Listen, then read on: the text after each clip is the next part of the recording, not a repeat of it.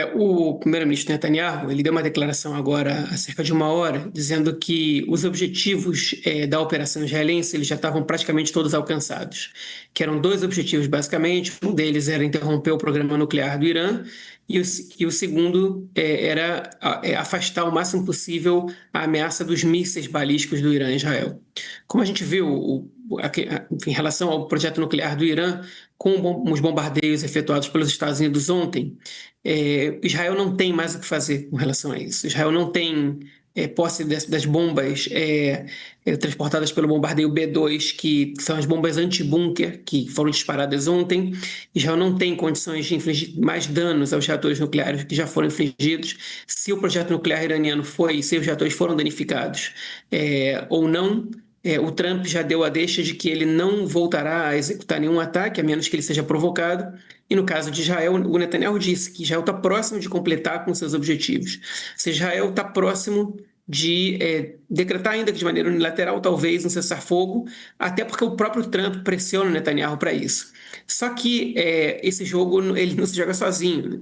A gente precisa agora esperar para ver a reação do Irã aos ataques dos Estados Unidos. E o que tem se falado agora, que o próprio Congresso do iraniano já aprovou, é o fechamento do Estreito de Hormuz, por onde passa cerca de 30% do petróleo consumido globalmente dia a dia, que seria um golpe na economia global, pode acarretar no aumento do preço do petróleo e afetar a economia de muitos países, inclusive as bolsas espalhadas pelo mundo inteiro.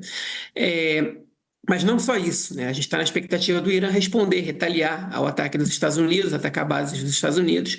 Essa manhã a gente teve o mais potente ataque iraniano contra o solo israelense desde da quinta-feira passada. Foram cerca de 10 colisões, inclusive o uso de mísseis hipersônicos, que são de mais difícil interceptação, deixaram um dano tremendo aqui em Israel, em algumas cidades, algumas regiões urbanas hoje, enfim, e isso pode se repetir e pode se intensificar. E acho que é disso que a gente depende para saber qual vai ser o desdobramento dessa escalada e qual vai ser a consequência dela. Caso o Irã feche o Estreito de Hormuz por 2, 3 dias e realize uma retaliação simbólica, digamos assim, contra bases americanas no Iraque, que já estão bem esvaziadas já há alguns dias, essa escalada pode ter fim nos próximos dias.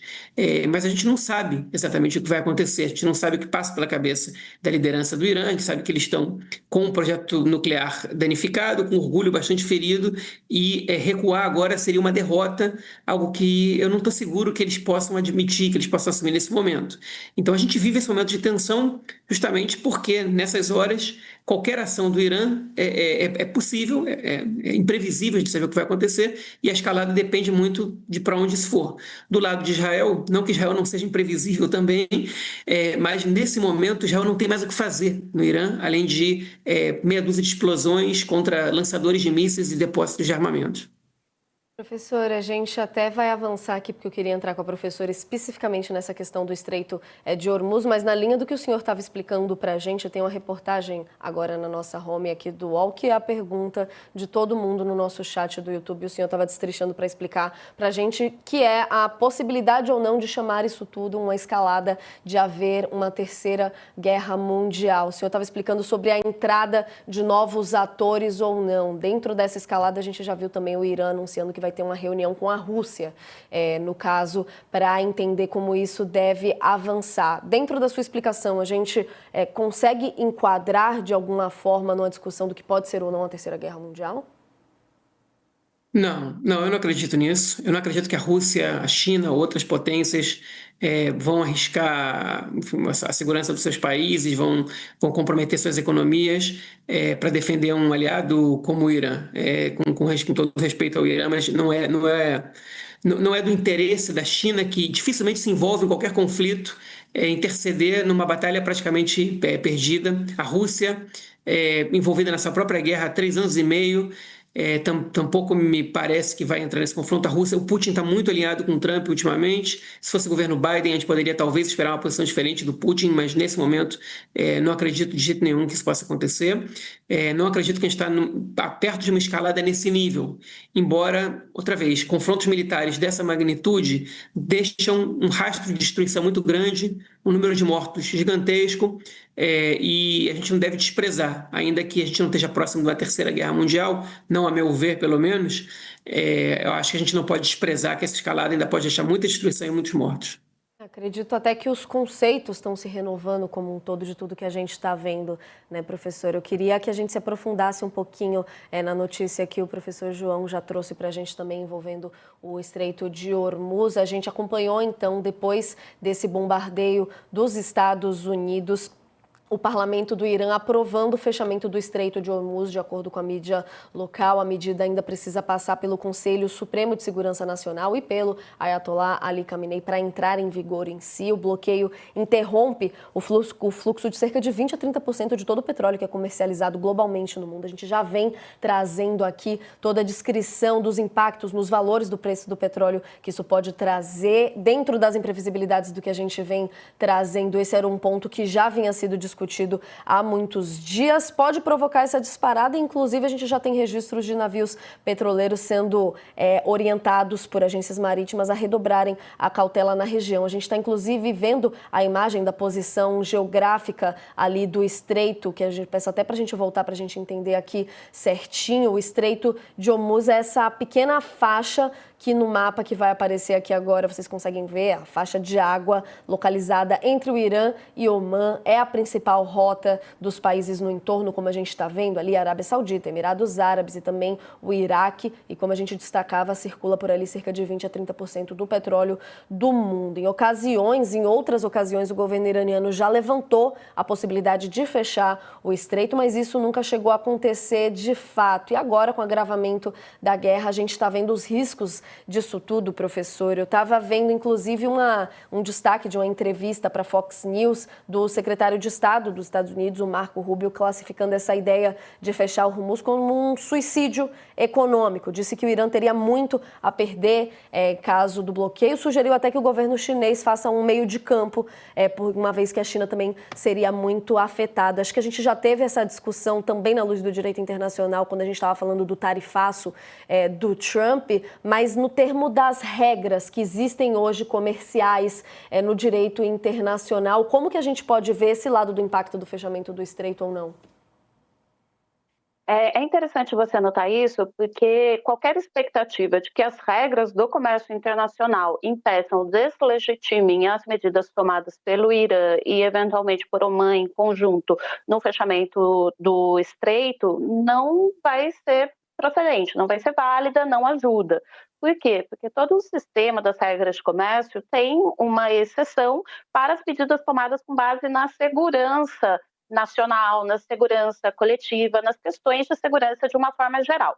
E é justamente essa exceção, ou essas exceções que estão lá no artigo 21 do sistema, que justificam a não aplicação das regras de comércio, que é utilizada pelo governo Trump para impor diversas medidas de restrição comercial, por exemplo, contra a China. Então, não é na base do comércio internacional que se vai deslegitimar o fechamento do estreito. O fechamento do estreito é uma medida de sanção, é uma sanção de caráter econômico que é prevista como uma tentativa anterior de solução de controvérsias antes do recurso a ações militares, e que vai encontrar dentro das medidas alternativas ao uso da força militar, ao uso de bombardeamento, algum tipo de resposta nesse sentido. É interessante notar que, apesar da China, como o professor colocou, ser um parceiro relativamente conhecido do Irã, e que o país tenha um padrão, uma tradição, a gente pode até falar, mas não no sentido de costume impositivo de não envolvimento em conflitos, o governo Trump, com a sua atitude belicosa de aumento de conflito com relação ao governo chinês, tem também gerado uma mudança no perfil diplomático do país. E nas últimas semanas, em especial, tem começado a circular dentro de uma certa elite do Partido Comunista posições que são a favor do envolvimento da China no conflito. Então, é importante que nós também mantenhamos dentro desse cenário de que não existe uma polícia internacional para impedir o conflito, mantenhamos atenção com relação ao que está acontecendo dentro da China e das mudanças na intelectualidade sociedade chinesa, nos policymakers, né, as pessoas que estão tomando decisão em relação ao qual deve ser o comportamento do país, levando em consideração a conjuntura atual de forças e como isso está ocorrendo. E no caso da Rússia, que seria outro interessado, e é interessante que tanto a Rússia quanto a China poderiam ganhar economicamente, eventualmente, com restrições econômicas, com um conflito que não se estendesse a esses países, por conseguir entrar em mercados que antes não entrariam, em razão dessas restrições que estão sendo impostas. Mas mesmo a Rússia, é importante que a gente mantenha a atenção de ter um discurso próximo, mas uma prática de distância em relação ao governo dos Estados Unidos. Como a gente vê, por exemplo, nas medidas de desdolarização do comércio internacional, na criação de alternativas de segurança, na ocupação do espaço deixado pelo governo dos Estados Unidos nesse cenário que a gente está vivendo. O fato de ter sido marcada uma reunião de emergência entre Rússia e Irã é um indicativo bastante interessante, principalmente numa semana em que a gente vai ter a cúpula da OTAN. Uma das grandes notícias dessa semana é a cúpula da OTAN, e a gente esperava que o grande assunto fosse o conflito Rússia-Ucrânia, que fosse o conflito Israel, Palestina, e agora você vê que, por um lado, o Irã que está recebendo apoio de grandes atores europeus, a Rússia está se aproximando desse ator, e é uma carta que está, uma mesa aí, um tabuleiro que está se formando nesse cenário atual de ausência de regras muito bem estabelecidas ou de regras em mudança em relação ao comportamento que deve ser tomado. São muitas mudanças ao mesmo tempo, né, professora e professor João, até do cenário geopolítico, até diria do mapa ali quase, de certa forma, professor. Eu queria te ouvir também especificamente sobre essa questão do Estreito de Hormuz, trazendo esse destaque de quem que seria possível de intermediar essa questão do ponto de vista econômico. Citei aqui essa entrevista do Marco Rubio falando especificamente dessa probabilidade de um pedido de que a China entre nesse sentido, mas na sua experiência, na sua visão do que está sendo discutido por aí sobre isso, o que seria capaz de separar um pouco essas questões, uma vez que é uma cartada forte do Irã essa questão do bloqueio ou não de Hormuz? Eu acho que, com relação a uma tentativa de dissuasão, o comentário do Marco Rubio não tem efeito prático nenhum. O Marco Rubio nada mais fez do que ameaçar o governo iraniano sobre o fechamento do Estreito de Hormuz, e alegou que a China sairia perdendo, que os parceiros comerciais do Irã sairiam perdendo, que seria um suicídio do Irã que prejudicaria seus próprios parceiros. A gente sabe que o comércio global ele não prejudica nunca um só lado, né? No momento que o estreito, por onde passa entre 20% e 30% de todo o petróleo consumido globalmente, é fechado, seria ingenuidade a gente pensar que a economia dos Estados Unidos também não sofreria um baque. E o Marco Rubio não faria nenhuma declaração caso ele não temesse por essa ação do Irã, que, a meu ver, é muito mais problemática para os Estados Unidos do que qualquer ataque militar que o Irã possa fazer a qualquer base militar dos Estados Unidos na região. Eu acho que a tentativa do Rubio, na verdade, foi de intimidar o Irã, como o Trump fez. Caso vocês retaliem, caso ataquem, caso cometam um erro de nos atacar, vão pagar um preço que jamais viram antes e um nível de destruição jamais visto na história da humanidade, ou frases do gênero. Os Estados Unidos, aparentemente, pelo menos de maneira pública, não estão jogando hoje na arena diplomática, tentando dissuadir o Irã através de seus parceiros. Eles estão tentando dissuadir o Irã através de ameaças. No mundo diplomático, eu não posso dizer o que está acontecendo, porque eu não estou presente nessas negociações, mas eu vejo os Estados Unidos preocupados com o fechamento do Estreito de Hormuz. Por outro lado, eu também acho que o fechamento do Estreito de Hormuz ele pode vir a ser problemático para a China, por exemplo, que geralmente trabalha para que os seus interesses não sejam afetados. Por exemplo, quando os Houthis fecharam o caminho para o canal de Suez, a China se viu numa situação um pouco complicada economicamente, tendo seus navios tendo que dar a volta pelo sul da África para poder chegar nos mercados para onde eles deveriam vender seus produtos. E pode ser que a China intervenha, mas eu acho que no primeiro momento não me parece que o caminho adotado por nenhum dos lados é recorrer à China. Primeiro, porque eu não sei se a China responderia favoravelmente a isso, e segundo, porque eu acho que os Estados Unidos estão se preocupando muito mais com o que eles têm a perder no momento do que com que outros elementos, com que outros atores no mundo tenham a perder. Mas, outra vez, o Irã ainda não decidiu finalmente pelo fechamento ou não do Estreito de Hormuz. A Câmara, o Congresso iraniano decidiu, mas a decisão ainda tem que passar pelo Gabinete de Segurança. E é só disso que depende essa ação agora. A gente acompanha aqui, então, essas negociações, as movimentações do cenário internacional para que não aconteça.